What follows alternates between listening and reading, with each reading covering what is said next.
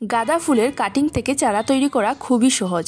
যদি আপনাদের কাছে মাত্র একটি গাঁদা ফুলের গাছ থাকে তাহলে আপনারা কিন্তু একটি গাছ থেকেই অনেকগুলো চারা তৈরি করে নিতে পারবেন, আর সাথে সাথে কিন্তু গাছে ফুল ফোটাও শুরু হয়ে যাবে।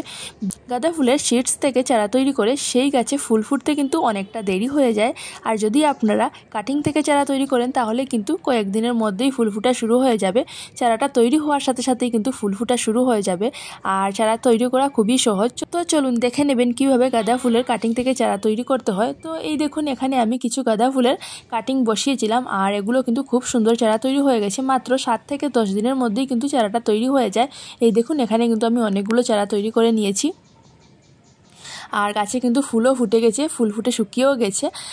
তো এই দেখুন, আজকে আমি এই চারাগুলোকে রিপোর্টিং করব।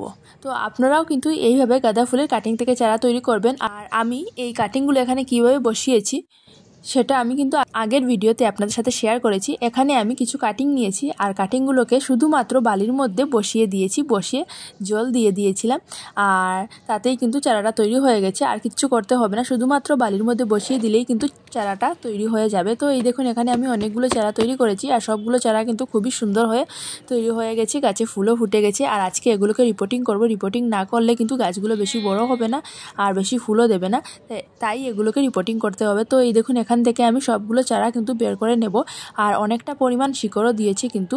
তো খুব সুন্দর করে এগুলোকে বের করতে হবে যাতে শিকড়টা না ছিঁড়ে। তো এই দেখুন, এখানে কিন্তু আমি পুরোটা বালিসহ গাছগুলো বের করে নেব, তাতে কিন্তু শিকড়টা ছিঁড়বে না।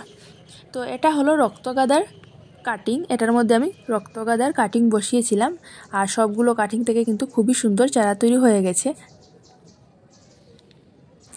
এই দেখুন, সবগুলো চারা আমি বের করে নিয়েছি, আর দেখুন কতটা পরিমাণ শিকড় দিয়েছে, অনেকটা কিন্তু শিকড় দিয়েছে। খুব তাড়াতাড়ি কিন্তু গাঁদা ফুলের কাটিং থেকে চারা তৈরি হয়ে যায়, আর অনেকটা শিকড়ও দেয়।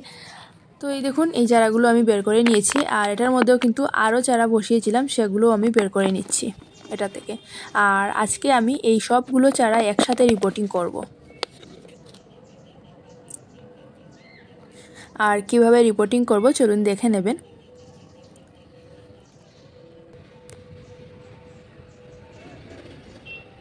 আমি এখানে কিছু গ্রো ব্যাগ আর টব রেডি করে নিয়েছি মাটি ভরে, আর আজকে এগুলোর মধ্যেই বসাবো এই চারাগুলো।